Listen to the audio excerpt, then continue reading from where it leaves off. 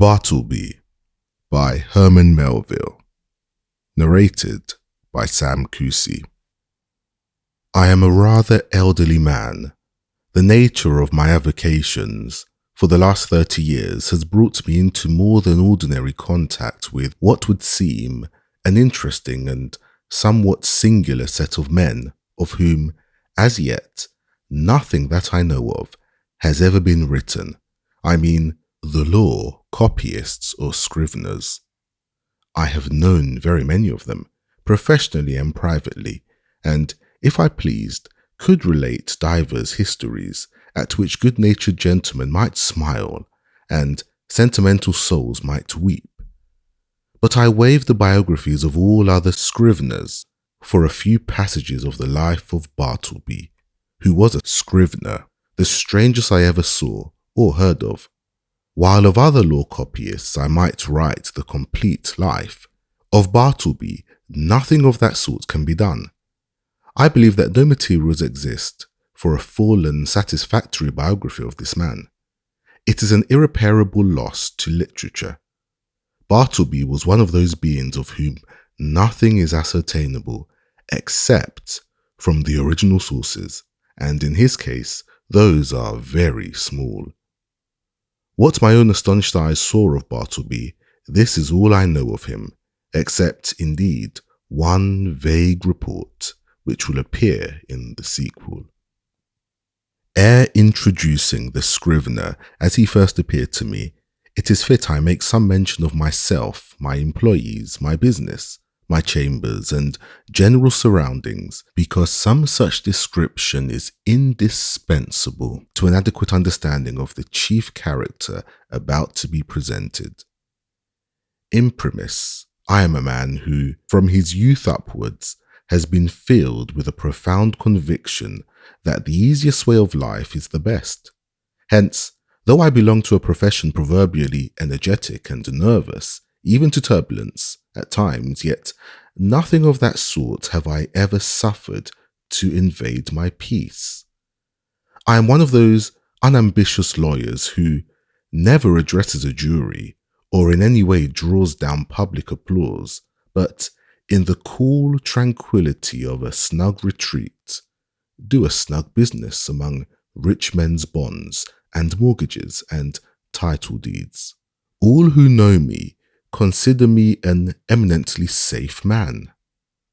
The late John Jacob Astor, a personage little given to poetic enthusiasm, had no hesitation in pronouncing my first grand point to be prudence, my next method. I do not speak it in vanity, but simply record the fact that I was not unemployed in my profession by the late John Jacob Astor, a name which I admit I love to repeat, for it hath a rounded and orbicular sound to it, and rings like unto bullion. I will freely add that I was not insensible to the late John Jacob Astor's good opinion. Some time prior to the period at which this little history begins, my avocations had been largely increased. The good old office, now extinct in the state of New York, of a master in chancery, had been conferred upon me. It was not a very arduous office, but very pleasantly remunerative.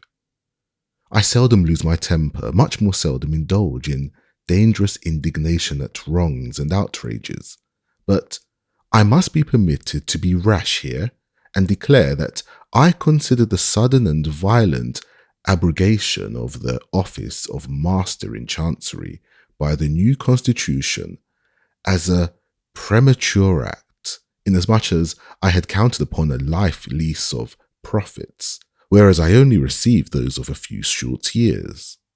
But this is by the way. My chambers were upstairs at Wall Street. At one end they looked upon the white wall of the interior of a spacious skylight shaft penetrating the building from top to bottom. This view might have been considered rather tame than otherwise, deficient in what landscape painters call life, but if so, the view from the other end of my chambers offered at least a contrast, if nothing more. In that direction, my windows commanded an unobstructed view of a lofty brick wall, black by age and everlasting shade, which wall required no spyglass to bring out its lurking beauties, but for the benefit of all near-sighted spectators, was pushed up to within 10 feet of my window panes. Owing to the great height of the surrounding buildings and my chambers being on the second floor, the interval between this wall and mine not a little resembled a huge square cistern. At the period just preceding the advent of Bartleby, I had 2 persons as copyists in my employment and a promising lad as an office boy. First, Turkey. Second, Nippers. Third, Ginger Nut. These may seem names, the like of which are not usually found in the directory. In truth, they were nicknames, mutually conferred upon each other by my 3 clerks, and were deemed expressive of their respective persons or characters. Turkey was a short, pursy Englishman, of about my own age, that is somewhere not far from 60. In the morning, one might say his face was of a fine, florid hue, but after 12 o'clock, meridian, his dinner hour, it blazed like a grate full of Christmas coals, and continued blazing, but as it were, with a gradual wane till 6 o'clock p.m., or thereabouts, after which I saw no more of the proprietor of the face, which, gaining its meridian with the sun, seemed to set with it, to rise, culminate, and decline the following day with the like regularity and undiminished glory. There are many singular coincidences I have known in the course of my life, not the least among which was the fact that exactly when Turkey displayed his fullest beams from the red and radiant countenance, just then too, at that critical moment, began the daily period when I considered his business capacities as seriously disturbed for the remainder of the 24 hours. Not that he was absolutely idle or averse to business then, far from it. The difficulty was, he was apt to be altogether too energetic. There was a strange, inflamed, flurried, flighty recklessness of activity about him. He would be incautious in dipping his pen into his inkstand. All his blots upon my documents were dropped there after 12 o'clock, meridian. Indeed, not only would he be reckless and sadly given to making blots in the afternoon, but some days he went further and was rather noisy. At such times too, his face flamed with augmented blazonry, as if cannel coal had been heaped on anthracite. He made an unpleasant racket with his chair, spilled his sandbox in mending his pens, impatiently split them all to pieces, and threw them on the floor in a sudden passion, stood up and leaned over his table, boxing his papers about in the most indecorous manner. Very sad to behold in an elderly man like him.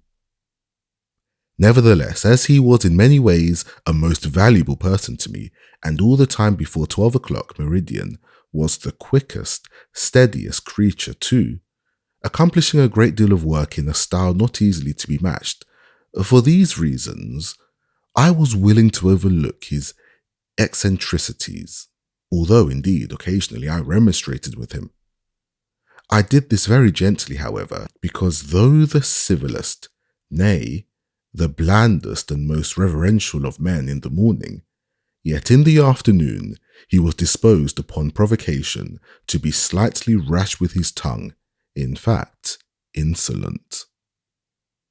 Now, valuing his morning services as I did, I resolved not to lose them, yet at the same time made uncomfortable by his inflamed ways after 12 o'clock, and being a man of peace, unwilling by my admonitions to call forth unseemly retorts from him, I took upon me one Saturday afternoon, he was always worse on Saturdays, to hint to him very kindly that, perhaps, Now that he was growing old, it might be well to abridge his labours. In short, he needed not come to my chambers after 12 o'clock, but dinner over, had best go home to his lodgings and rest himself till tea time.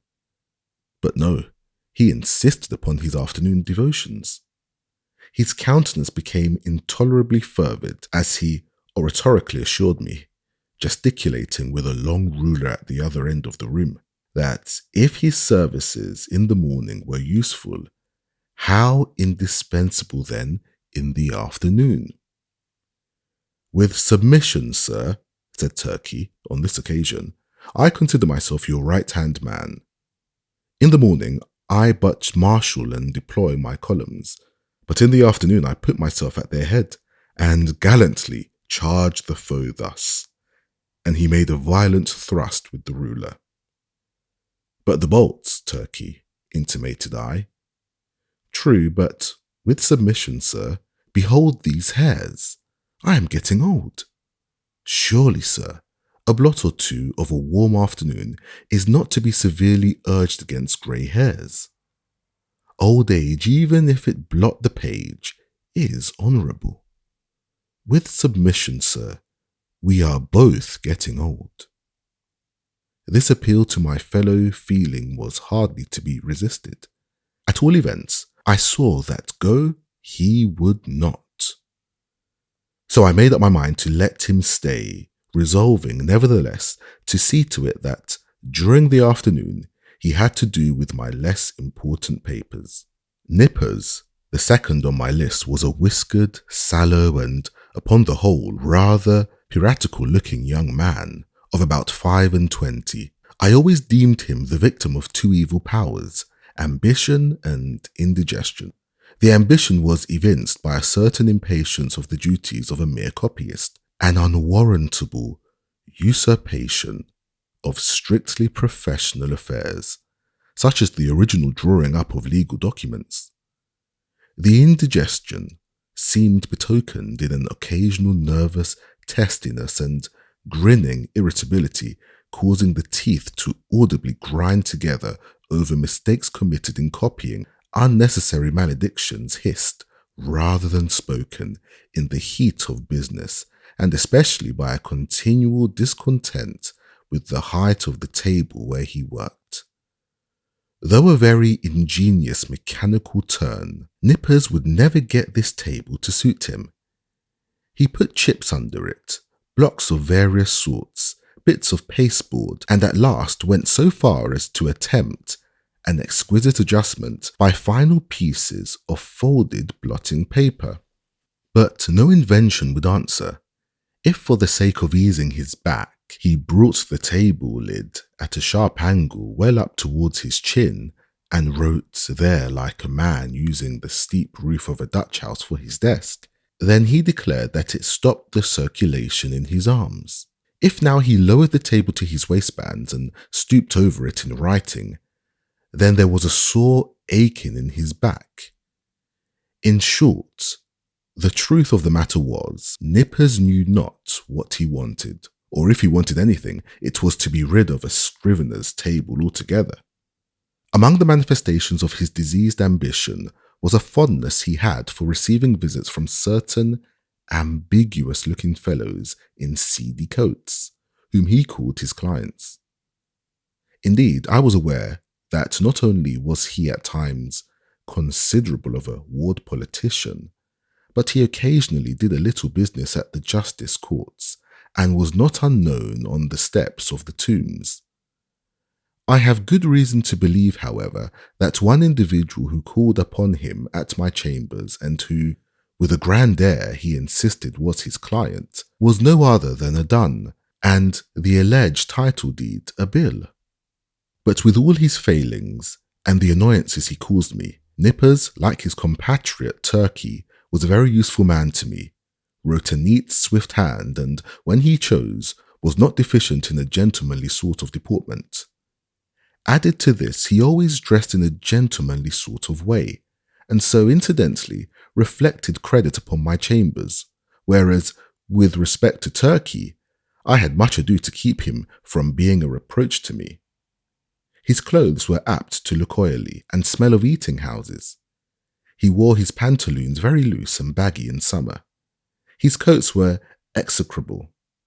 His hat not to be handled.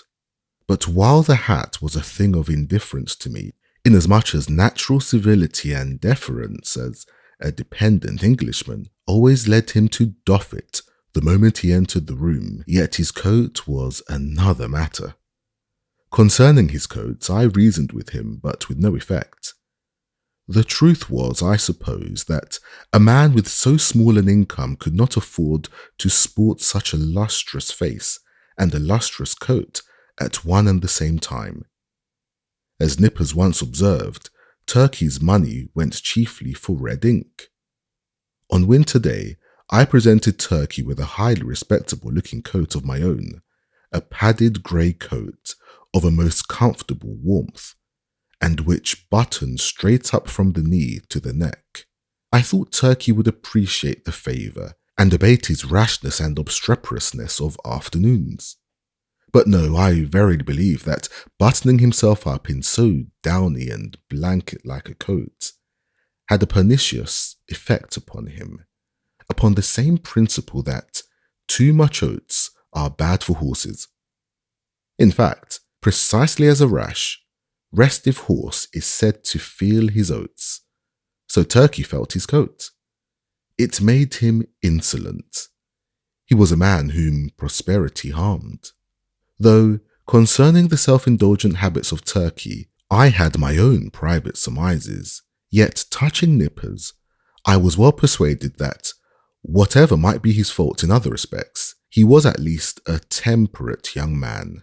But indeed, nature herself seemed to have been his vintner, and at his birth charged him so thoroughly with an irritable brandy-like disposition that all subsequent potations were needless. When I consider how, amid the stillness of my chambers, Nippers would sometimes impatiently rise from his seat and, stooping over his table, spread his arms wide apart, seize the whole desk and move it and jerk it with a grim, grinding motion on the floor, as if the table were a perverse voluntary agent, intent on thwarting and vexing him, I plainly perceived that for Nippers, brandy and water were altogether superfluous. It was fortunate for me that, owing to its peculiar cause, indigestion, the irritability and consequent nervousness of Nippers were mainly observable in the morning, while in the afternoon he was comparatively mild. So that Turkey's paroxysms only coming on about 12 o'clock, I never had to do with their eccentricities at one time. Their fits relieved each other like guards. When Nippers was on, Turkey's was off, and vice versa.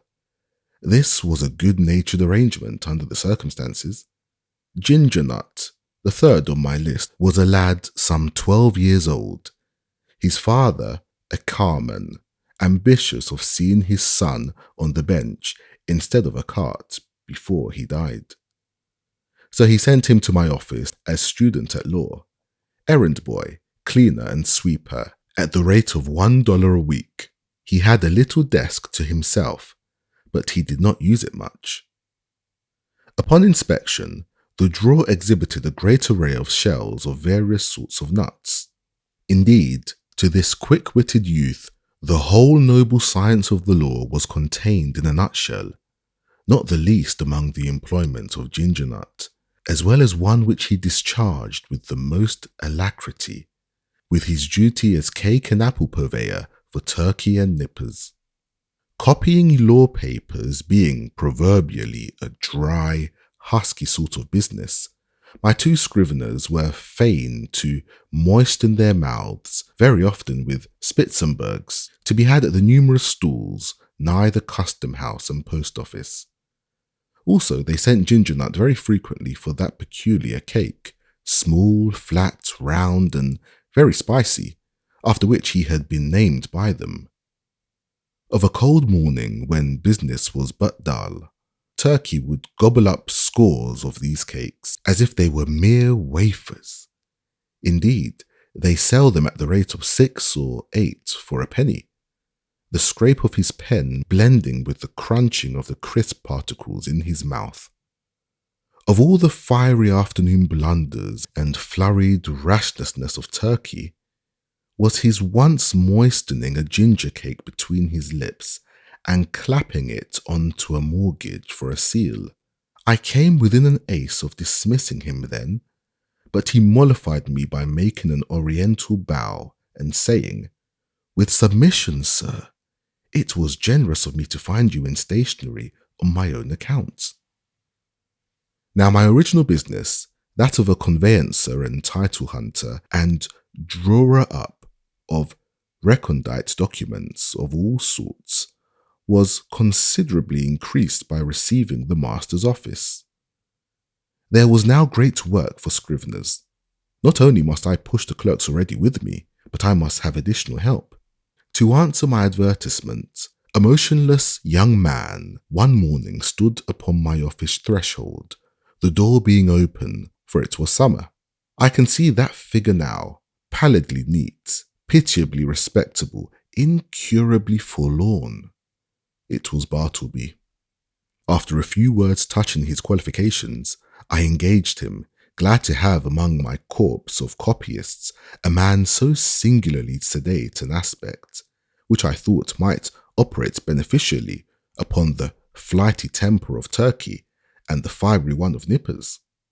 I should have stated before that the ground glass folding doors divided my premises into two parts, one of which was occupied by my scriveners, the other by myself.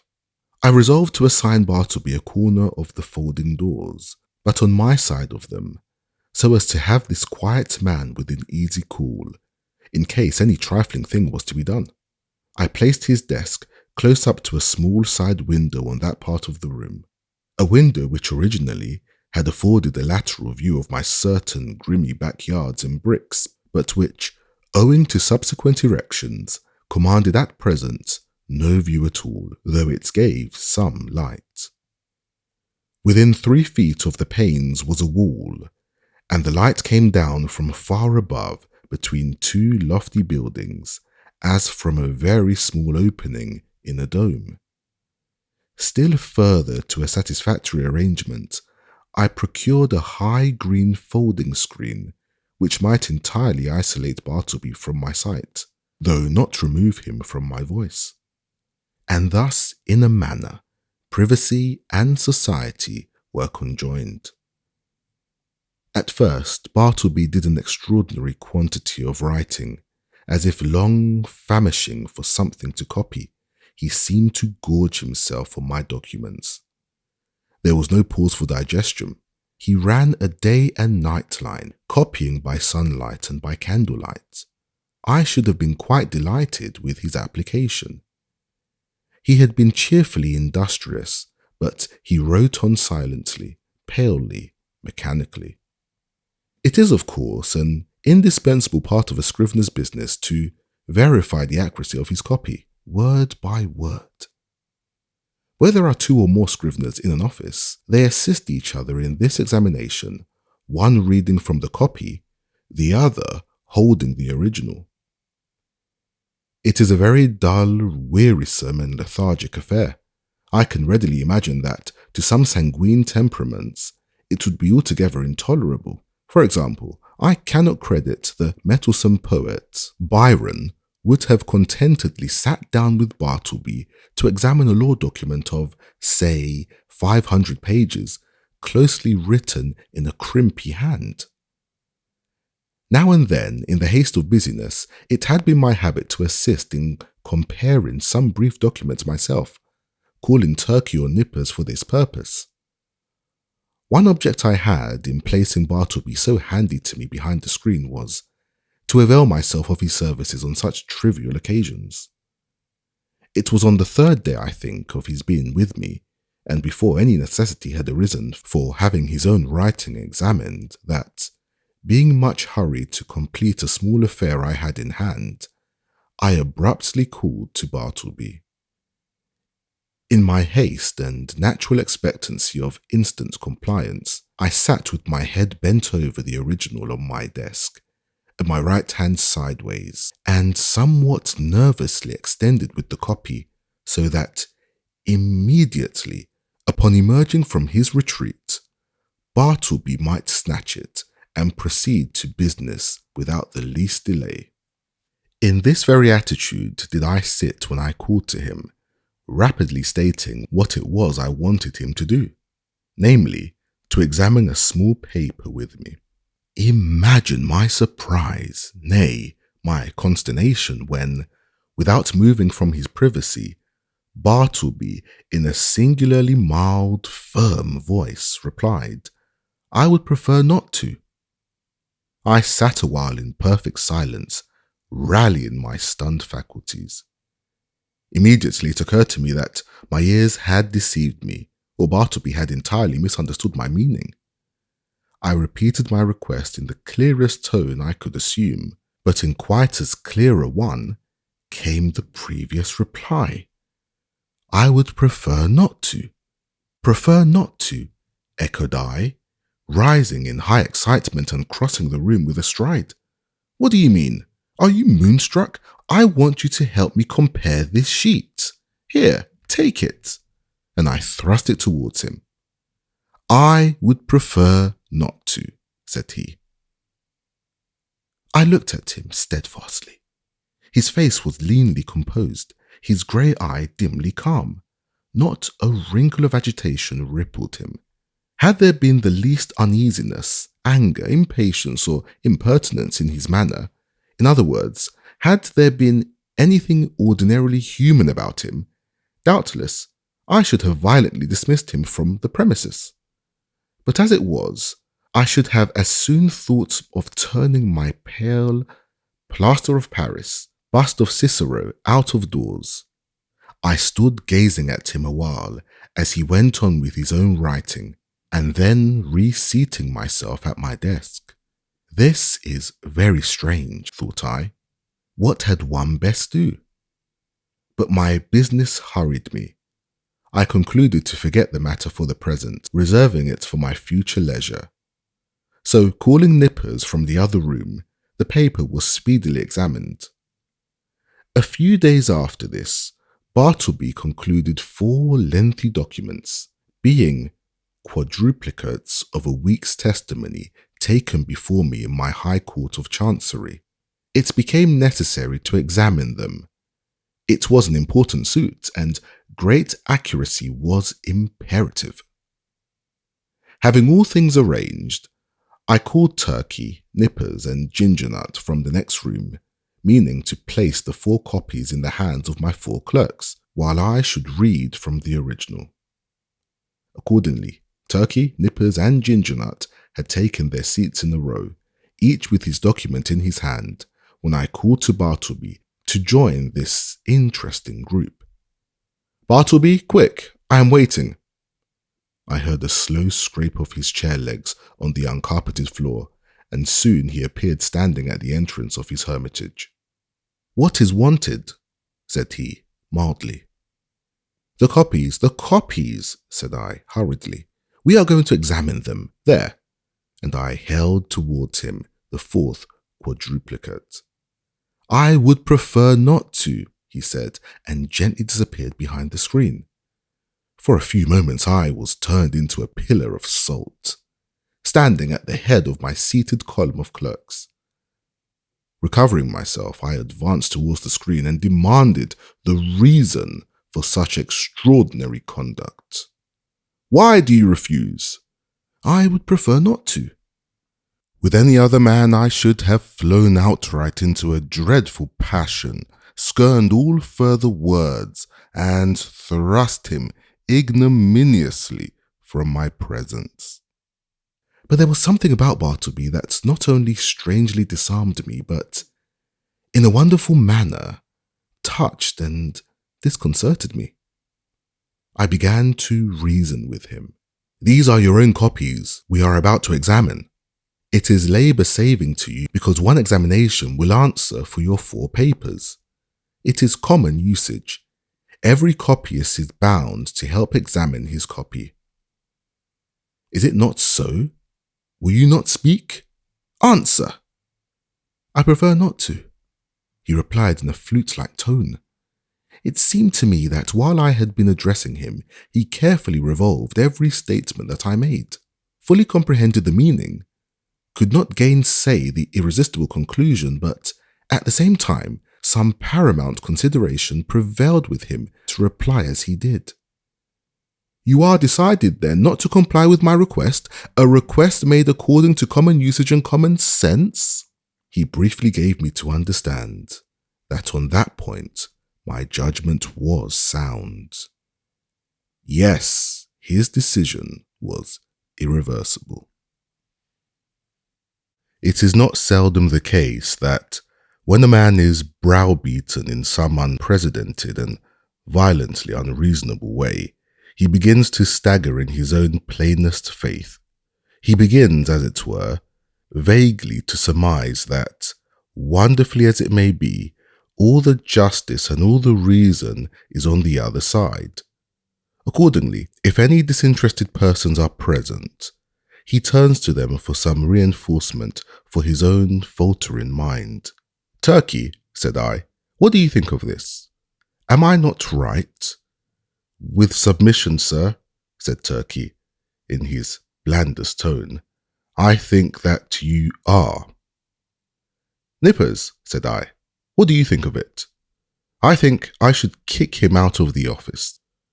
The reader of nice perceptions will here perceive that, it being morning, Turkey's answer is couched in polite and tranquil terms, but Nippers replies in ill-tempered ones, or to repeat a previous sentence, Nippers' ugly mood was on duty, and Turkey's off. "Ginger nut," said I, willing to enlist the smallest suffrage in my behalf. "What do you think of it?" "I think, sir, he's a little loony," replied Ginger Nut with a grin. "You hear what they say?" said I, turning towards the screen. "Come forth and do your duty." But he vouchsafed no reply. I pondered a moment in sore perplexity, but once more business hurried me. I determined again to postpone the consideration of this dilemma to my future leisure. With a little trouble, we made out to examine the papers without Bartleby, though at every page or two, Turkey differentially dropped his opinion that this proceeding was quite out of the common, while Nippers, twitching in his chair with a dyspeptic nervousness, ground out between his set teeth occasional hissing maledictions against the stubborn oaf behind the screen. And for his, Nippers' part, this was the first and the last time he would do another man's business without pay. Meanwhile, Bartleby sat in his hermitage, oblivious to everything but his own peculiar business there. Some days passed, the Scrivener being employed upon another lengthy work. His late remarkable conduct led me to regard his ways narrowly. I observed that he never went to dinner, indeed that he never went anywhere. As yet I had never, of my personal knowledge, known him to be outside of my office. He was a perpetual sentry in the corner.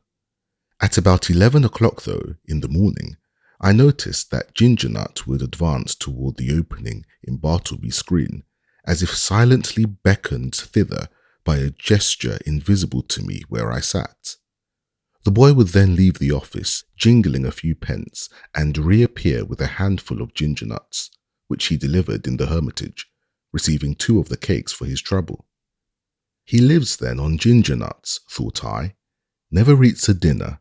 Properly speaking, he must be a vegetarian then. But no, he never eats even vegetables. He eats nothing but ginger nuts. My mind then ran on in reveries concerning the probable effects upon the human constitution of living entirely on ginger nuts. Ginger nuts are so called because they contain ginger as one of their peculiar constituents and the final flavouring one. Now, what was ginger? A hot, spicy thing.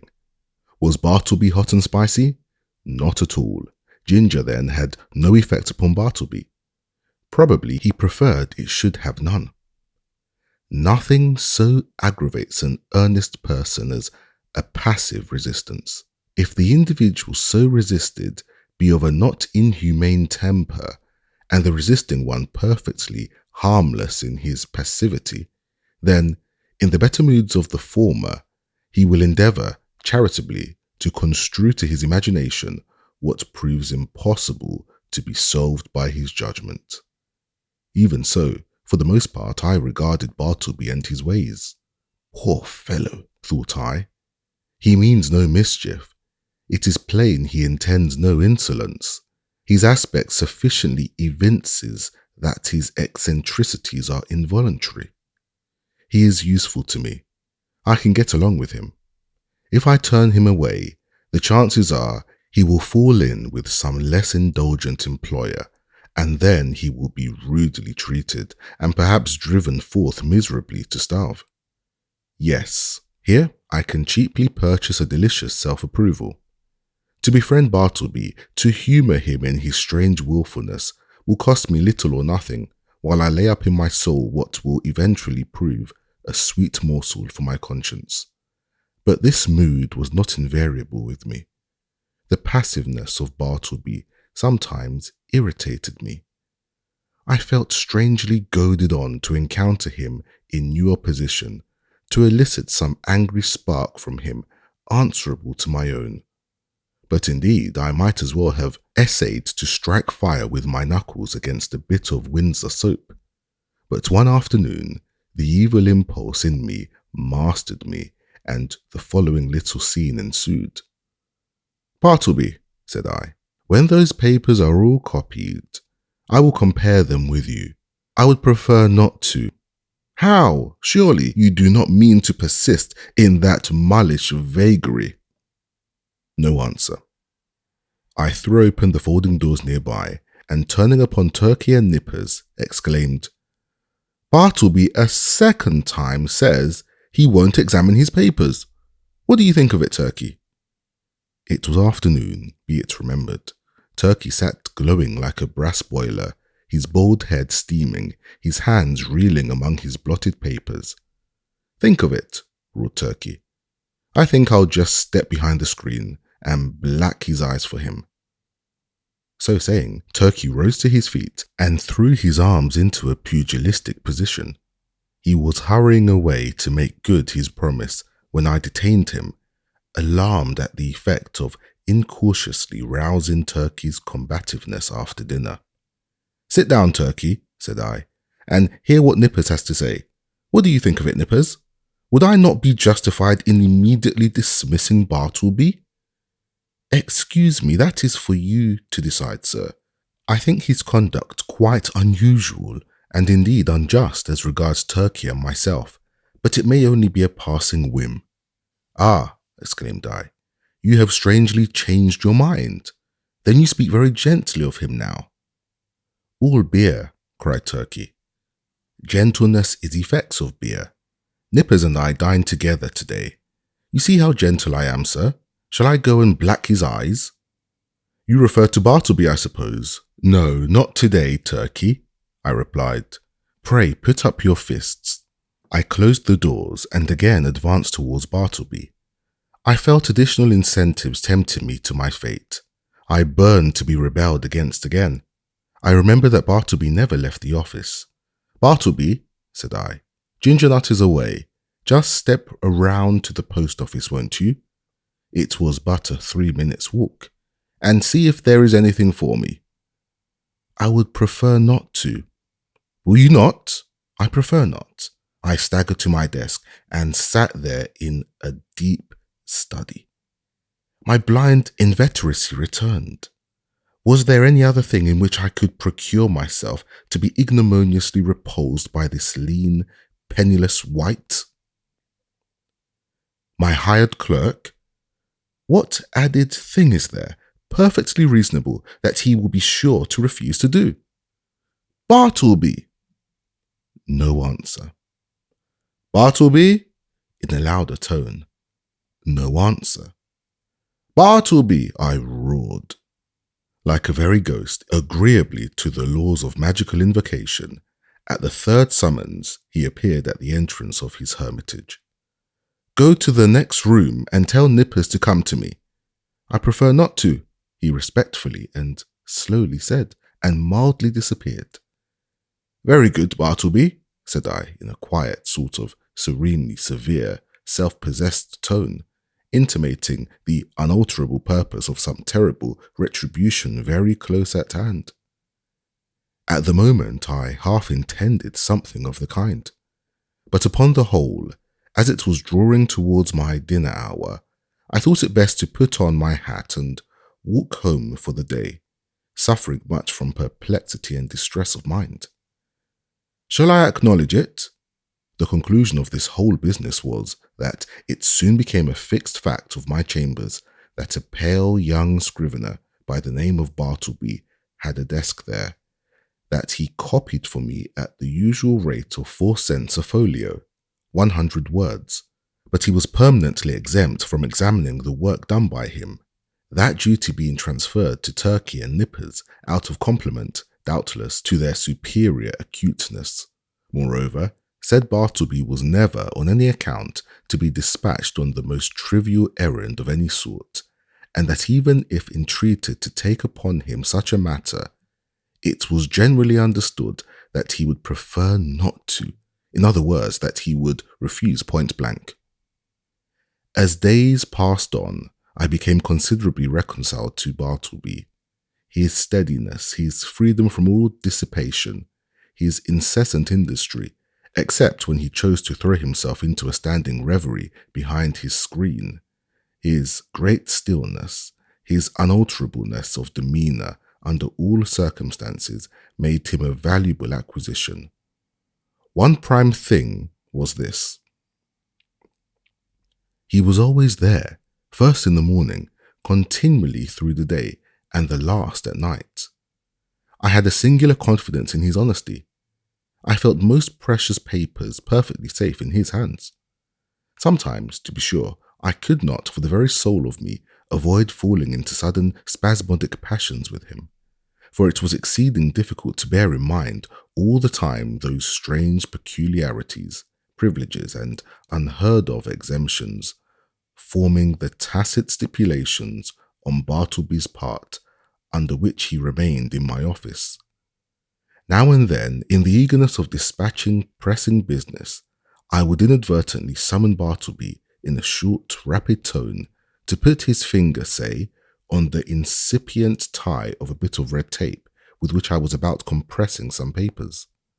Of course, from behind the screen, the usual answer, "I prefer not to," was sure to come. And then, how could a human creature with the common infirmities of our nature refrain from bitterly exclaiming upon such perverseness, such unreasonableness? However, every added repulse of this sort with which I only tended to lessen the probability of my repeating the inadvertence. Here it must be said that, according to the custom of most legal gentlemen occupying chambers in densely populated law buildings, there were several keys to my door. One was kept by a woman residing in the attic, which person weekly scrubbed and daily swept and dusted my apartments. Another was kept by Turkey for convenience sake. The third I sometimes carried in my own pocket. The fourth I knew not who had. Now, one Sunday morning I happened to go to Trinity Church to hear a celebrated preacher, and finding myself rather early on the ground, I thought I would walk round to my chambers for a while. Luckily, I had my key with me, but upon applying it to the lock, I found it resisted by something inserted from the inside. Quite surprised, I called out, when to my consternation a key was turned from within, and thrusting his lean visage at me, and holding the door ajar, the apparition of Bartleby appeared, in his shirt sleeves and otherwise in a strangely tattered déshabillé, saying quietly that he was sorry, but he was deeply engaged just then, and preferred not admitting me at present. In a brief word or two, he moreover added that perhaps I had better walk round the block 2 or 3 times, and by that time he would probably have concluded his affairs. Now, the utterly unsurmised appearance of Bartleby, tenanting my law chambers of a Sunday morning with his cadaverously gentlemanly nonchalance, yet withal firm and self-possessed, had such a strange effect upon me that incontinently I slunk away from my own door and did as desired, but not without sundry twinges of impotent rebellion against the mild effrontery of this unaccountable Scrivener. Indeed, it was his wonderful mildness chiefly, which not only disarmed me, but unmanned me as it were. For I consider that one, for the time, is a sort of unmanned when he tranquilly permits his hired clerk to dictate to him and order him away from his own premises. Furthermore, I was full of uneasiness as to what Bartleby could possibly be doing in my office in his shirt sleeves, and in an otherwise dismantled condition of a Sunday morning. Was anything amiss going on? Nay, that was out of the question. It was not to be thought of for a moment that Bartleby was an immoral person. But what could he be doing there? Copying? Nay, again, whatever might be his eccentricities, Bartleby was an eminently decorous person. He would be the last man to sit down to his desk in any state approaching to nudity. Besides, it was Sunday, and there was something about Bartleby that forbade the supposition that he would by any secular occupation violate the proprieties of the day. Nevertheless, my mind was not pacified, and full of a restless curiosity. At last I returned to the door. Without hindrance I inserted my key, opened it and entered. Bartleby was not to be seen. I looked round anxiously, peeped behind his screen, but it was very plain that he was gone. Upon more closely examining the place, I surmised that, for an indefinite period, Bartleby must have ate, dressed, and slept in my office, and that too without plate, mirror, or bed. The cushioned seat of a rickety old sofa in one corner bore the faint impress of a lean, reclining form.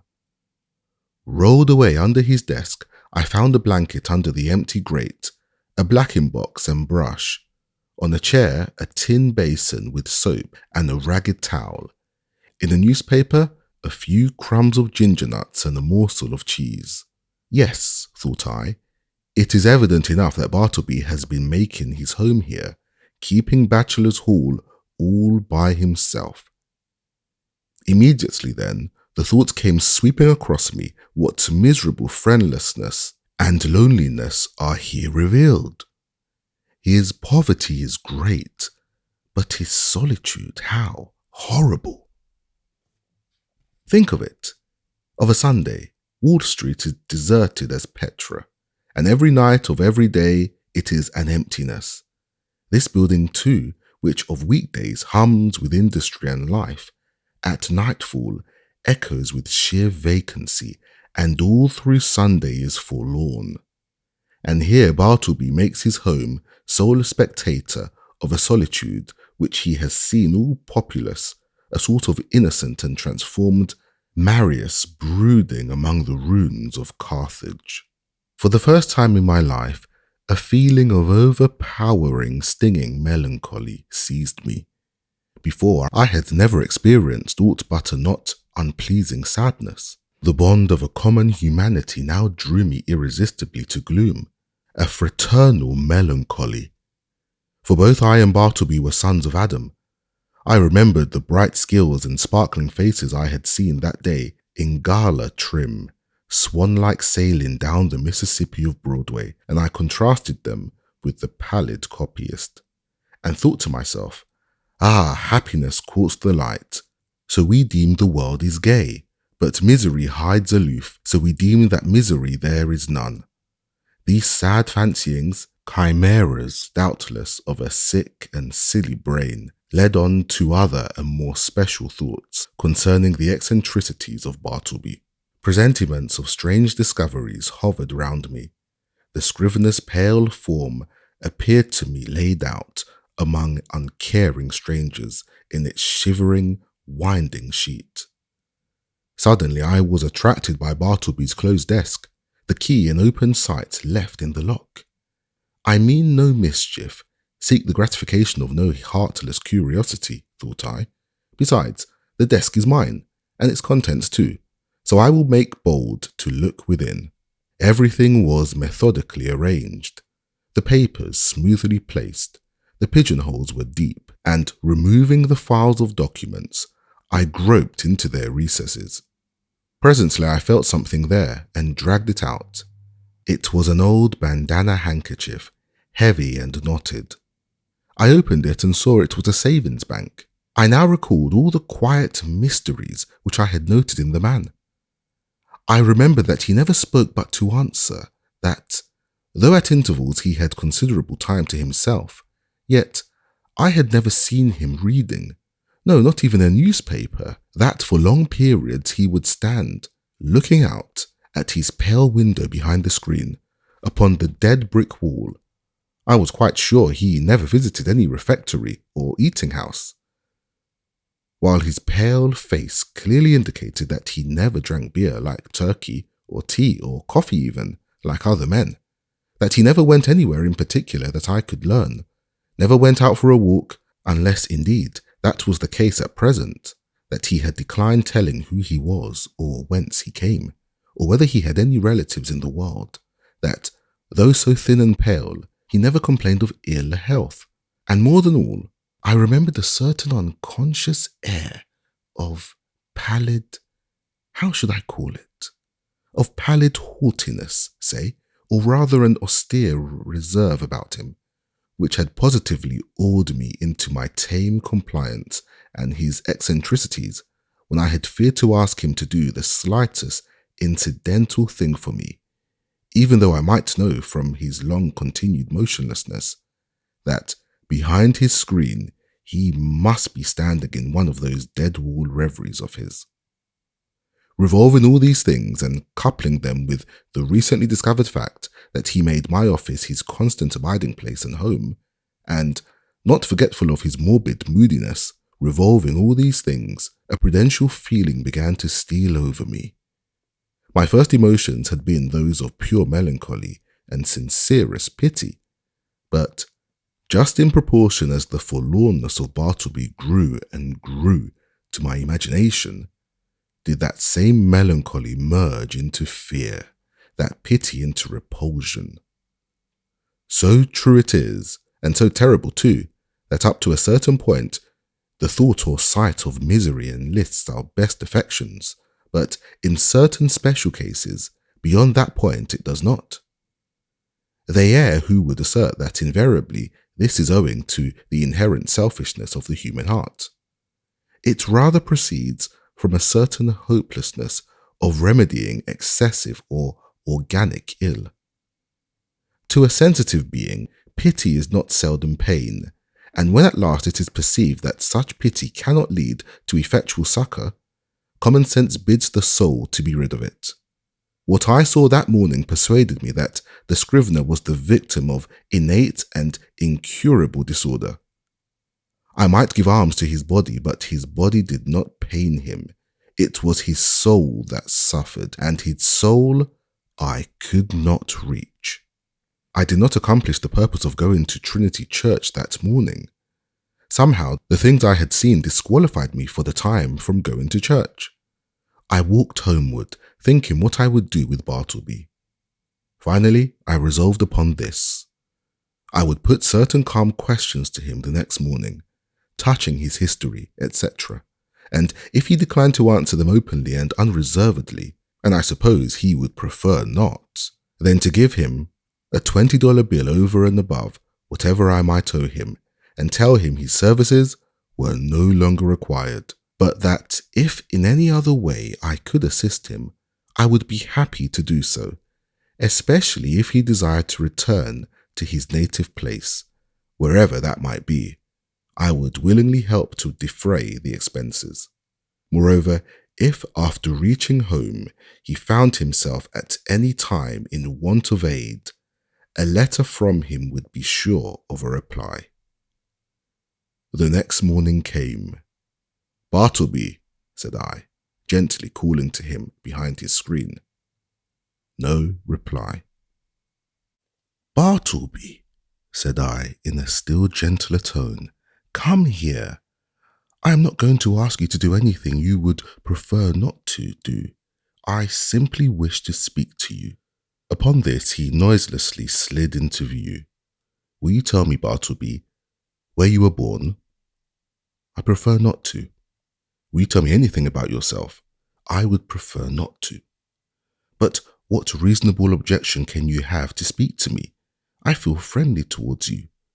He did not look at me while I spoke, but kept his glance fixed upon my bust of Cicero, which, as I then sat, was directly behind me, some 6 inches above my head. "What is your answer, Bartleby?" said I, after waiting a considerable time for a reply, during which his countenance remained immovable. Only there was the faintest conceivable tremor of the white, attenuated mouth. "At present, I prefer to give no answer," he said, and retired into his hermitage. It was rather weak in me, I confess, but his manner on this occasion nettled me. Not only did there seem to lurk in it a certain calm disdain, but his perverseness seemed ungrateful, considering the undeniable good usage and indulgence he had received from me. Again I sat, ruminating what I should do. Mortified as I was at his behaviour, and resolved as I had been to dismiss him when I entered my office, nevertheless I strangely felt something superstitious knocking at my heart, and forbidding me to carry out my purpose, and denouncing me for a villain if I dared to breathe one bitter word against this forlornest of mankind.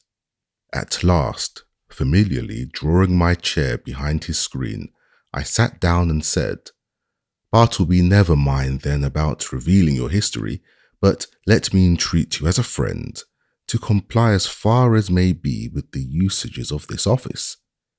Say now you will help to examine papers tomorrow or next day. In short, say now that in a day or two you will begin to be a little reasonable. Say so, Bartleby." "At present I would prefer not to be a little reasonable," was his mildly cadaverous reply. Just then the folding doors opened and Nippers approached. He seemed suffering from an unusually bad night's rest, induced by severe indigestion than common. He overheard those final words of Bartleby. "Prefer not, eh?" gritted Nippers. "I'd prefer him, if I were you, sir." Addressing me, "I'd prefer him, I'd give him preferences, the stubborn mule." "What is it, sir, pray, that he prefers not to do now?" Bartleby moved not a limb. "Mr. Nippers," said I'd prefer that you would withdraw for the present." Somehow of late I had got into the way of involuntarily using the word prefer upon all sorts of not exactly suitable occasions, and I trembled to think that my contact with the Scrivener had already and seriously affected me in a mental way. And what further and deeper aberration might it not yet produce? This apprehension had not been without efficacy in determining me to summary measures. As Nippers, looking very sour and sulky, was departing, Turkey blandly and deferentially approached. "With submission, sir," said he, "yesterday I was thinking about Bartleby here, and I think that if he would but prefer to take a quart of good ale every day, it would do much towards mending him, and enabling him to assist in examining his papers." "So you have got the word too?" said I, slightly excited. "With submission, what word, sir?" asked Turkey, respectfully crowding himself into the contracted space behind the screen, and by doing so, making me jostle the Scrivener. "What word, sir?" "I would prefer to be left alone here," said Bartleby, as if offended at being mobbed in his privacy. "That's the word, Turkey," said I. "That's it. Oh, prefer. Oh yes, queer word. I never use it myself. But sir, as I was saying, if he would but prefer—" "Turkey," interrupted I, "you will please withdraw." "Oh, certainly, sir, if you prefer that I should." As he opened the folding door to retire, Nippers at his desk caught a glimpse of me and asked whether I would prefer to have a certain paper copied on blue paper or white. He did not in the least roguishly accent the word prefer. It was plain that it involuntarily rolled from his tongue. I thought to myself, surely I must get rid of a demented man who already has in some degree turned the tongues, if not the heads of myself and clerks. But I thought it prudent not to break the dismission at once. The next day I noticed that Bartleby did nothing but stand at his window in his dead wall reverie. Upon asking him why he did not write, he said that he had decided upon doing no more writing. "Why? How now? What next?" exclaimed I. "Do no more writing?" "No more." "And what is the reason?" "Do you not see the reason for yourself?" he indifferently replied. I looked steadfastly at him and perceived that his eyes looked dull and glazed. Instantly it occurred to me that his unexampled diligence in copying by his dim window for the first few weeks of his stay with me might have temporarily impaired his vision. I was touched. I said something in condolence with him. I hinted that, of course, he did wisely in abstaining from writing for a while, and urged him to embrace that opportunity of taking wholesome exercise in the open air. This, however, he did not do. A few days after this, my other clerks being absent, and being in a great hurry to dispatch certain letters by the mail, I thought that, having nothing else earthly to do, Bartleby would surely be less inflexible than usual, and carry these letters to the post office. But he blankly declined. So much to my inconvenience, I went myself. Still added days went by. Whether Bartleby's eyes improved or not, I could not say. To all appearance, I thought they did, but when I asked him if they did, he vouchsafed no answer. At all events, he would do no copying. At last, in reply to my urgings, he informed me that he had permanently given up copying. "What?" exclaimed I. "Suppose your eyes should get entirely well, better than ever before. Would you not copy then?" "I have given up copying," he answered, and slid aside. He remained as ever, a fixture in my chamber. Nay, if that were possible, he became still more a fixture than before. What was to be done? He would do nothing in the office. Why should he stay there? In plain fact, he had now become a millstone to me, not only useless as a necklace, but afflictive to bear. Yet I was sorry for him. I speak less than truth when I say that, on his own account, he occasioned me uneasiness.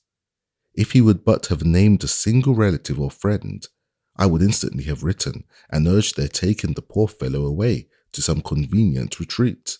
But he seemed alone, absolutely alone in the universe, a bit of wreck in the mid-Atlantic.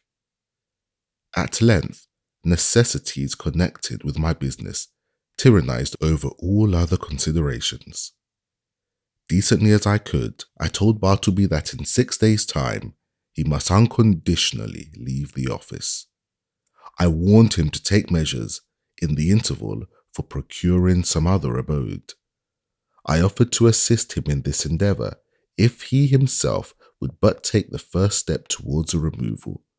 "And when you finally quit me, Bartleby," added I shall see that you go not away entirely unprovided. 6 days from this hour, remember." At the expiration of that period, I peeped behind the screen, and, oh, Bartleby was there.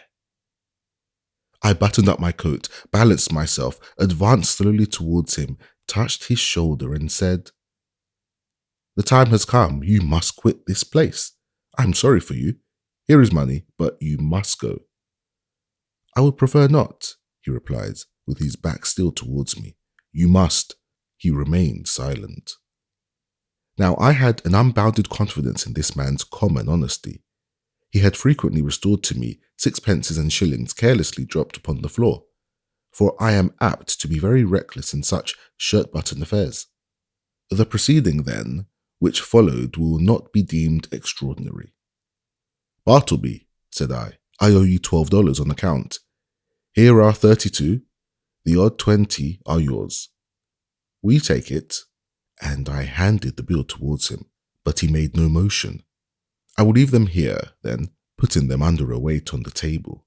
Then, taking my hat and cane and going to the door, I tranquilly turned and added, "After you have removed your things from these offices, Bartleby, you will of course lock the door, since everyone is now gone for the day but you, and if you please, slip your key underneath the mat, so that I may have it in the morning. I shall not see you again, so goodbye to you. If hereafter in your new place of abode I can be of any service to you, do not fail to advise me by letter. Goodbye, Bartleby, and fare you well." But he answered not a word. Like the last column of some ruined temple, he remained standing mute and solitary in the middle of the otherwise deserted room. As I walked home in a pensive mood, my vanity got the better of my pity. I could not but highly plume myself on my masterly management in getting rid of Bartleby. Masterly I called it, and such it must appear to any dispassionate thinker. The beauty of my procedure seemed to consist in its perfect quietness. There was no vulgar bullying, no bravado of any sort, no choleric hectoring and striding to and fro across the apartment, jerking out vehement commands for Bartleby to bundle himself off with his beggarly traps. Nothing of the kind. Without loudly bidding Bartleby depart, as an inferior genius might have done, I assumed the ground that depart he must, and upon that assumption built all I had to say. The more I thought over my procedure, the more I was charmed with it. Nevertheless, next morning, upon awakening, I had my doubts. I had somehow slept off the fumes of vanity. One of the coolest and wisest hours a man has is just after he awakes in the morning. My procedure seemed as sagacious as ever, but only in theory. How it would prove in practice, there was the rub. It was truly a beautiful thought to have assumed Bartleby's departure, but, after all, that assumption was simply my own and none of Bartleby's. The great point was not whether I had assumed that he would quit me, but whether he would prefer so to do. He was more a man of preferences than assumptions. After breakfast, I walked downtown, arguing the probabilities pro and con. One moment I thought it would prove a miserable failure, and Bartleby would be found all alive at my office as usual. The next moment it seemed certain that I should find his chair empty. And so I kept veering about. At the corner of Broadway and Canal Street, I saw quite an excited group of people standing in earnest conversation. "I'll take odds he doesn't," said a voice as I passed. "Doesn't go? Done," said I. "Put up your money." I was instinctively putting my hand in my pocket to produce my own when I remembered that this was an election day. The words I had overheard bore no reference on Bartleby, but to the success or non-success of some candidate for the mayoralty. In my intent frame of mind, I had, as it were, imagined that all Broadway shared in my excitement and were debating the same question with me. I passed on, very thankful that the uproar of the street screened my momentary absent-mindedness. As I had intended, I was earlier than usual at my office door. I stood listening for a moment. All was still. He must be gone. I tried the knob. The door was locked. Yes, my procedure had worked to a charm. He indeed must be vanished. Yet a certain melancholy mixed with this. I was almost sorry for my brilliant success. I was fumbling under the doormat for the key, which Bartleby was to have left there for me, when accidentally my knee knocked against the panel, producing a summoning sound, and in response a voice came to me from within. "Not yet, I am occupied." It was Bartleby. I was thunderstruck. For an instant I stood like a man who, pipe in mouth, was killed one cloudless afternoon long ago in Virginia by summer lightning. At his own warm, open window he was killed and remained leaning out there upon the dreamy afternoon till someone touched him when he fell. Not gone? I murmured at last, but again obeying that wondrous ascendancy which the inscrutable Scrivener had over me, and from which ascendancy, for all my chafing, I could not completely escape. I slowly went downstairs and out into the street, and while walking round the block, considered what I should do next in this unheard of perplexity. Turn the man out by an actual thrusting I could not. To drive him away by calling him hard names would not do. Calling in the police was an unpleasant idea, and yet permit him to enjoy his cadaverous triumph over me, this too I could not think of. What was to be done? Or, if nothing could be done, was there anything further that I could assume in the matter? Yes, as before, I had prospectively assumed that Bartleby would depart. So now I might retrospectively assume that departed he was. In the legitimate carrying out of this assumption, I might enter my office in a great hurry and, pretending not to see Bartleby at all, walk straight against him as if he were air. Such a proceeding would, in a similar degree, have the appearance of a home thrust. It was hardly possible that Bartleby could withstand such an application of the doctrine of assumptions. But upon second thoughts, the success of the plan seemed rather dubious. I resolved to argue the matter over with him again. "Bartleby," said I, entering the office with a quietly severe expression, "I am seriously displeased. I am pained, Bartleby. I had thought better of you. I had imagined you of such a gentlemanly organization that in any delicate dilemma, a slight hint would suffice, in short, an assumption. But it appears I am deceived. Why," I added, unaffectedly starting, "you have not even touched that money yet," pointing to it just where I had left it in the evening previous. He answered nothing. "Will you or will you not quit me?" I now demanded in a sudden passion, advancing close to him. "I would prefer not to quit," he replied gently, emphasizing the not. "What earthly right have you to stay here? Do you pay any rent? Do you pay my taxes? Or is this property yours?" He answered nothing. "Are you ready to go and write now? Are your eyes recovered? Could you copy a small paper for me this morning?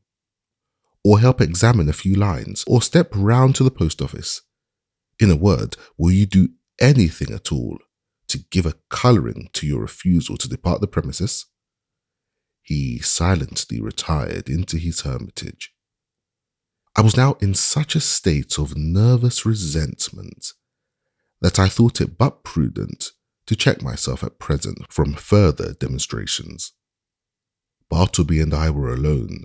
I remembered the tragedy of the unfortunate Adams and the still more unfortunate Colt in the solitary office of the latter, and how poor Colt, being dreadfully incensed by Adams and imprudently permitting himself to get wildly excited, was at unawares hurried into his fatal act, an act which certainly no man could possibly deplore more than the actor himself.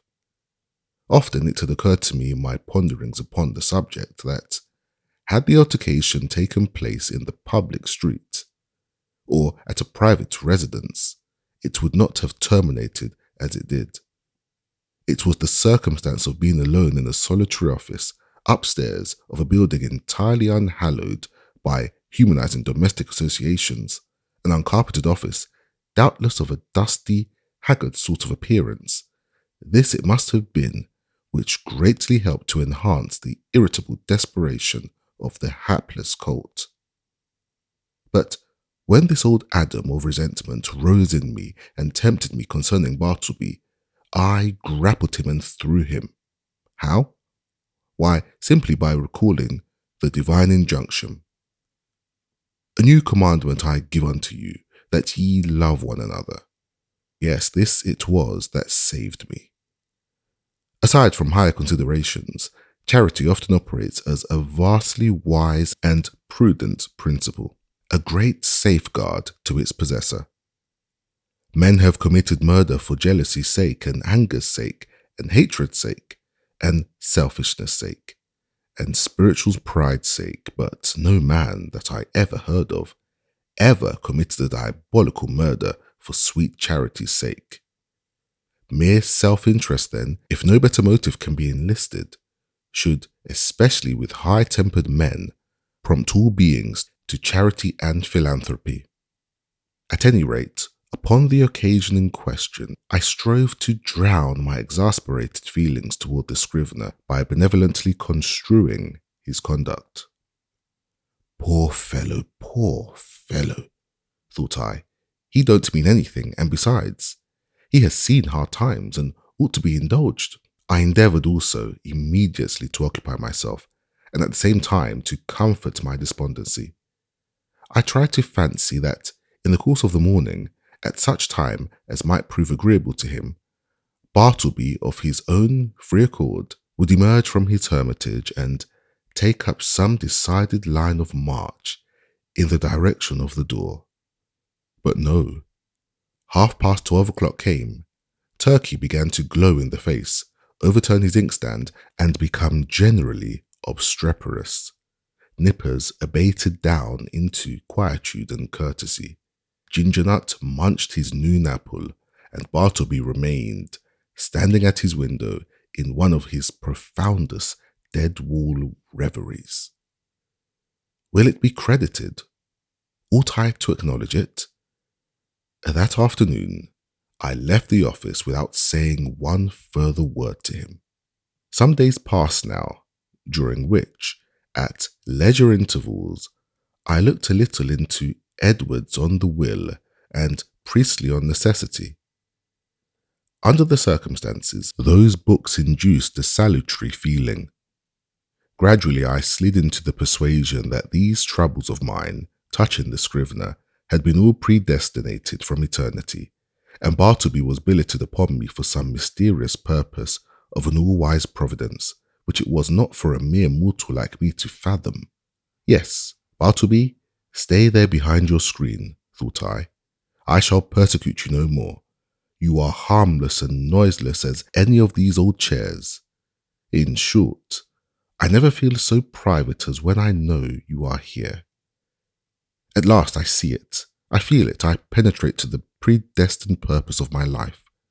I am content. Others may have loftier parts to enact, but my mission in this world, Bartleby, is to furnish you with office room for such period as you may see fit to remain. I believe that this wise and blessed frame of mind would have continued with me had it not been for the unsolicited and uncharitable remarks obtruded upon me by my professional friends who visited the rooms. But thus it often is, that the constant friction of illiberal minds wears out at last the best resolves of the most generous. To be sure, when I reflected upon it, it was not strange that people entering my office should be struck by the peculiar aspect of the unaccountable Bartleby, and so be tempted to throw out some sinister observations concerning him. Sometimes an attorney, having business with me, and calling at my office and finding no one but the Scrivener there, would undertake to obtain some sort of precise information from him touching my whereabouts. But without heeding his idle talk, Bartleby would remain standing immovable in the middle of the room. So, after contemplating him in that position for a time, the attorney would depart, no wiser than he came. Also, when a reference was going on, and the room full of lawyers and witnesses and business driving fast, some deeply occupied legal gentleman present, seeing Bartleby wholly unemployed, would request him to run round to his, the legal gentleman's office, and fetch some papers for him. Thereupon Bartleby would tranquilly decline, and yet remain idle as before.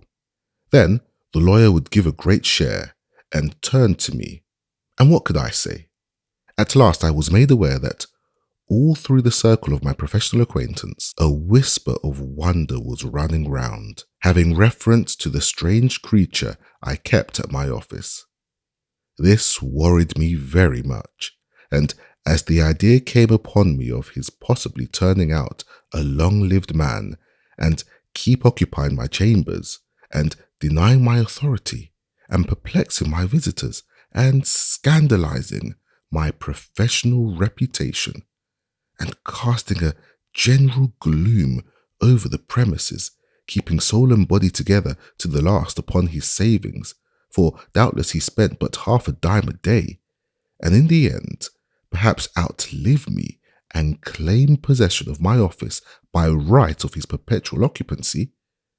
As all these dark anticipations crowded upon me more and more, and my friends continually intruded their relentless remarks upon the apparition in my room, a great change was wrought in me. I resolved to gather all my faculties together and forever rid me of this intolerable incubus. Ere revolving any complicated project, however, adapted to this end, I first simply suggested to Bartleby the propriety of his permanent departure. In a calm and serious tone, I commanded the idea to his careful and mature consideration. But having taken 3 days to meditate upon it, he apprised me that his original determination remained the same. In short, that he still preferred to abide with me. What shall I do? I now said to myself, buttoning up my coat to the last button. What shall I do? What ought I to do? What does conscience say I should do with this man, or rather, ghost? Rid myself of him I must. Go he shall. But how? You will not thrust him, the poor, pale, passive mortal, you will not thrust such a helpless creature out of your door? You will not dishonour yourself by such cruelty? No, I will not. I cannot do that. Rather would I let him live and die here, and then mason up his remains in the wall. What then will you do? For all your coaxing, he will not budge. Bribes he leaves under your own paperweight on your table. In short, it is quite plain that he prefers to cling to you. Then something severe, something unusual must be done. What? Surely you will not have him collared by a constable and commit his innocent pallor to the common jail. And upon what ground could you procure such a thing to be done? A vagrant, is he? What? He a vagrant, a wanderer, who refuses to budge? It is because he will not be a vagrant, then, that you seek to count him as a vagrant. That too is absurd. No visible means of support. There I have him.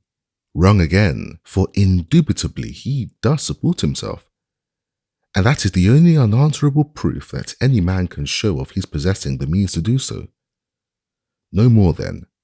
Since he will not quit me, I must quit him. I will change my offices. I will move elsewhere and give him fair notice that if I find him on my new premises, I will then proceed against him as a common trespasser. Acting accordingly, next day I thus addressed him. I find these chambers too far from the city hall. The air is unwholesome. In a word, I propose to remove my offices next week, and shall no longer require your services. I tell you this now, in order that you may seek another place. He made no reply, and nothing more was said. On the appointed day, I engaged carts and men, proceeded to my chambers, and, having but little furniture, everything was removed in a few hours. Throughout, the Scrivener remained standing behind the screen, which I directed to be removed the last thing.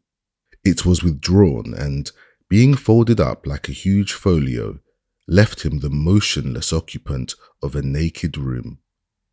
I stood in the entry, watching him a moment, while something from within me upbraided me. I re-entered with my hand in my pocket and my heart in my mouth. Goodbye, Bartleby. I am going. Goodbye. And God some way bless you. And take that, slipping something in his hand. But it dropped upon the floor, and then, strange to say, I tore myself from him whom I had so longed to be rid of. Established in my new quarters, for a day or two I kept the door locked and started at every footfall in the passages. When I returned to my rooms, after any little absence, I would pause at the threshold for an instant and attentively listen, ere applying my key. But these fears were needless. Bartleby never came nigh me. I thought all was going well when a perturbed-looking stranger visited me, inquiring whether I was the person who had recently occupied rooms at Wall Street. Full of forebodings, I replied that I was. "Then, sir," said the stranger, who proved a lawyer, "you are responsible for the man you left there. He refuses to do any copying. He refuses to do anything. He says he prefers not to, and he refuses to quit the premises." "I am very sorry, sir," said I, with assumed tranquillity, but an inward tremor. "But really, the man you allude to is nothing to me. He is no relation or apprentice of mine, that you should hold me responsible for him." "In mercy's name, who is he?" "I certainly cannot inform you. I know nothing about him. Formerly I employed him as a copyist, but he has done nothing for me now for some time past." "I shall settle him then. Good morning, sir." Several days passed and I heard nothing more, and though I often felt a charitable prompting to call at the place to see poor Bartleby, yet a certain squeamishness of I know not what withheld me. All is over with him by this time, thought I, at last, when, through another week, no further intelligence reached me. But coming to my room the day after, I found several persons waiting at my door in a high state of nervous excitement. "That's the man, here he comes," cried the foremost one, whom I recognized as the lawyer who had previously called upon me alone. "You must take him away, sir, at once," cried a portly person among them, advancing upon me, and whom I knew to be the landlord of Wall Street. "These gentlemen, my tenants, cannot stand it any longer. Mr. B," pointing to the lawyer, "has turned him out of his room, and now he persists in haunting the building generally, sitting upon the banisters of the stairs by day, and sleeping in the entry by night. Everybody is concerned. Clients are leaving the offices. Some fears are entertained of a mob. Something you must do, and that without delay." Aghast at this torrent, I fell back before it, and would fain have locked myself in my new quarters. In vain I persisted that Bartleby was nothing to me, no more to me than anyone else. In vain, I was the last person known to have anything to do with him, and they held me to the terrible account, fearful then of being exposed in the papers, as one person present obscurely threatened. I considered the matter, and at length said that if the lawyer would give me a confidential interview with the Scrivener in his, the lawyer's, own room, I would, that afternoon, strive my best to rid them of the nuisance they complained of. Going upstairs to my old haunt, there was Bartleby silently sitting upon the banister at the landing. "What are you doing here, Bartleby?" said I. "Sitting upon the banister," he mildly replied. I motioned him to the lawyer's room, who then left us. "Bartleby," said I, "are you aware that you are the cause of great tribulation to me, by persisting in occupying the entry after being dismissed from the office?" No answer. Now, one of two things must take place. Either you must do something, or something must be done to you. Now, what sort of business would you like to engage in? Would you like to re-engage in copying for someone? No, I would prefer not to make any change. Would you like a clerkship in a dry goods store? There is too much confinement about that. No, I would not like a clerkship, but I am not particular. Too much confinement, I cried. Why, you keep yourself confined all the time. I would prefer not to take the clerkship, he rejoined, as if to settle that little item at once. How would a bartender's business suit you? There is no trying of the eyesight in that. I would not like it at all, though as I said before, I am not particular. His unwanted wordiness inspirited me. I returned to the charge. Well then, would you like to travel through the country collecting bills for the merchants? That would improve your health. No, I would prefer to be doing something else. How then would going as a companion to Europe to entertain some young gentleman with your conversation, how would that suit you? Not at all. It does not strike me that there is anything definite about that. I like to be stationary, but I am not particular. Stationary you shall be then, I cried, now losing all patience and, for the first time in all my exasperating connection with him, fairly flying into a passion. If you do not go away from these premises before night, I shall feel bound, indeed, I am bound to quit the premises myself, I rather absurdly concluded, knowing not with what possible threat to try to frighten his immobility into compliance.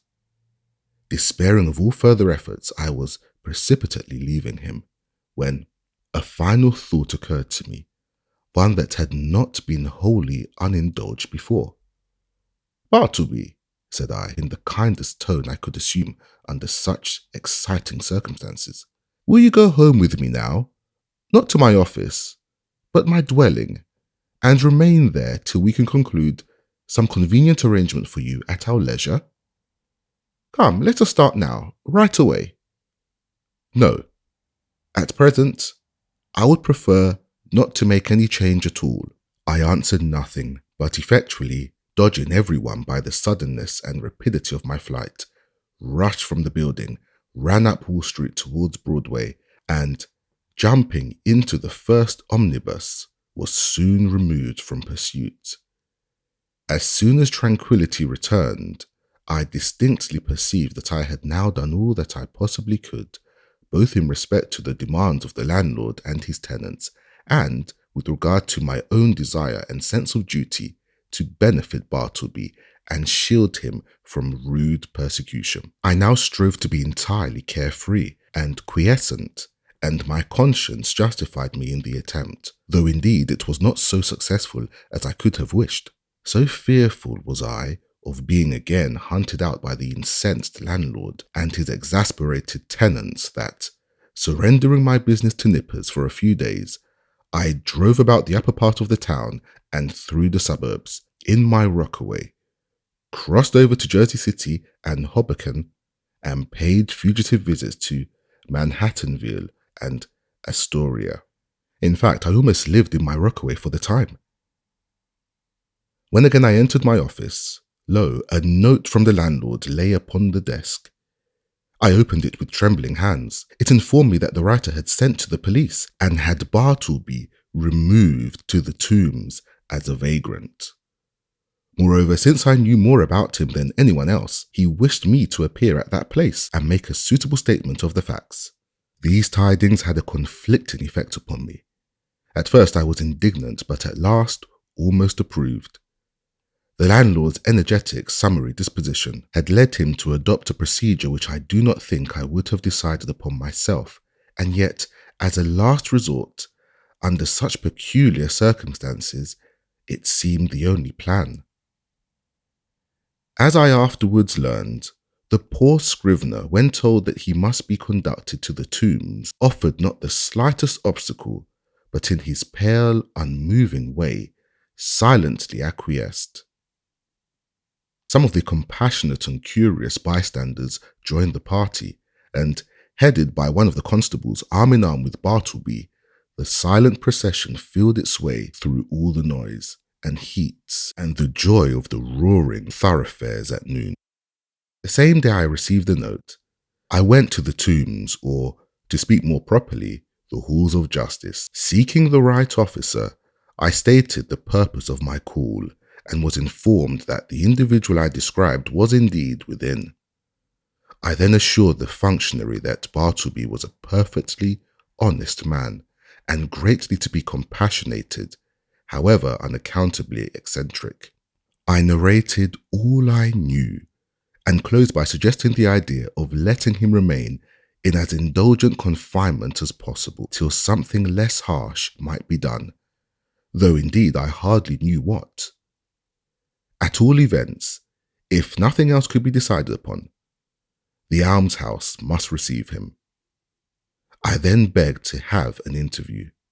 Being under no disgraceful charge, and quite serene and harmless in all his ways, they had permitted him freely to wander about the prison, and especially in the enclosed grass-platted yards thereof. And so I found him there, standing all alone in the quietest of yards, his face towards a high wall, while all around, from the narrow slits of the jail windows, I thought I saw peering out upon him the eyes of murderers and thieves. "Bartleby, I know you," he said, without looking round, "and I want nothing to say to you." "It was not I that brought you here, Bartleby," said I, keenly pained at his implied suspicion. "And to you, this should not be so vile a place. Nothing reproachful attaches to you by being here. And see, it is not so sad a place as one might think. Look, there is the sky, and here is the grass." "I know where I am," he replied, but would say nothing more. And so I left him.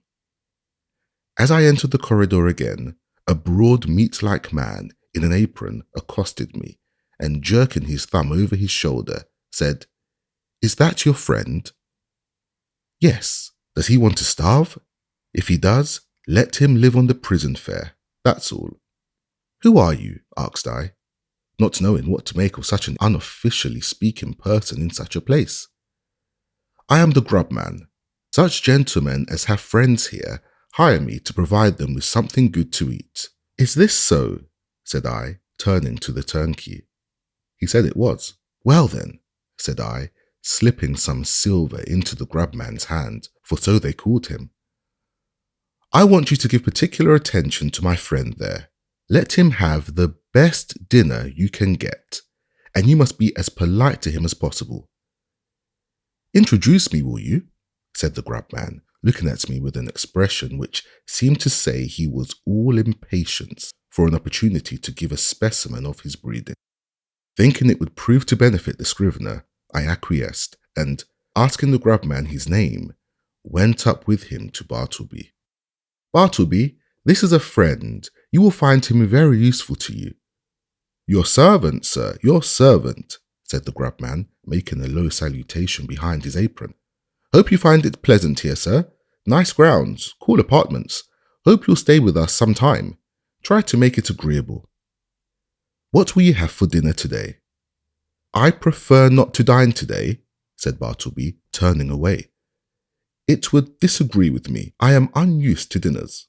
So saying, he slowly moved to the other side of the enclosure and took up a position fronting the dead wall. "How's this?" said the grub man, addressing me with a stare of astonishment. "He is odd, ain't he?" "I think he is a little deranged," said I, sadly. "Deranged, is it? Well now, upon my word, I thought that friend of yourn was a gentleman forger. They are always pale and genteel-like, them forgers. I can't help pity 'em. Can't help it, sir. Did you know Monroe Edwards?" he added touchingly, and paused. Then, laying his hand piteously on my shoulder, sighed. "He died of consumption at Sing Sing." "So you weren't acquainted with Monroe?" "No, I was never socially acquainted with any forgers, but I cannot stop longer. Look to my friend yonder. You will not lose by it. I will see you again." Some few days after this, I again obtained admission to the tombs and went through the corridors in quest of Bartleby, but without finding him. "I saw him coming from his cell not long ago," said a turnkey. "Maybe he's gone to loiter in the yards." So I went in that direction. "Are you looking for the silent man?" said another turnkey, passing me. Yonder he lies, sleeping in the yard there. 'Tis not 20 minutes since I saw him lie down. The yard was entirely quiet. It was not accessible to the common prisoners. The surrounding walls, of amazing thickness, kept off all sounds behind them. The Egyptian character of the masonry weighed upon me with its gloom, but a soft, imprisoned turf grew underfoot. The heart of the eternal pyramids, it seemed, wherein, by some strange magic, through the clefts, grass seed, dropped by birds, had sprung. Strangely huddled at the base of the wall was his knees drawing up, and lying on his side, his head touching the cold stones, I saw the wasted Bartleby. But nothing stirred. I paused, then went close up to him, stooped over, and saw that his dim eyes were open. Otherwise he seemed profoundly sleeping. Something prompted me to touch him. I felt his hand when a tingling shiver ran up my arm and down my spine to my feet. The round face of the grubman peered upon me now. His dinner is ready. Won't he dine today either? Or does he live without dining? Lives without dining, said I, and closed the eyes. Hey, he's asleep, ain't he? With kings and counsellors, murmured I. There would seem little need for proceeding further in this history. Imagination will readily supply the meagre recital of poor Bartleby's interment. But ere parting with the reader, let me say that if this little narrative has sufficiently interested him to awaken curiosity as to who Bartleby was, and what matter of life he led prior to the present narrator's making his acquaintance, I can only reply that in such curiosity I fully share, but am wholly unable to gratify it. Yet here I hardly know whether I should divulge one little item of rumour which came to my ear a few months after the Scrivener's decease. Upon what basis it rested I could never ascertain, and hence how true it is I cannot now tell.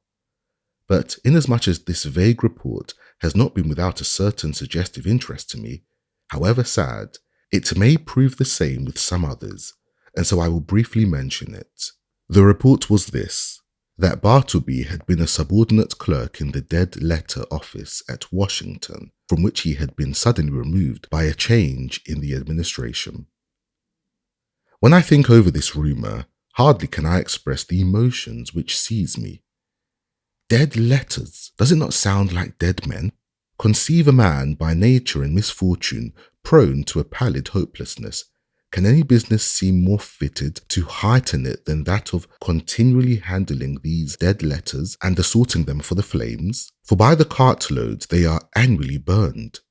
Sometimes from out the folded paper the pale clerk takes a ring, the finger it was meant for, perhaps smoulders in the grave.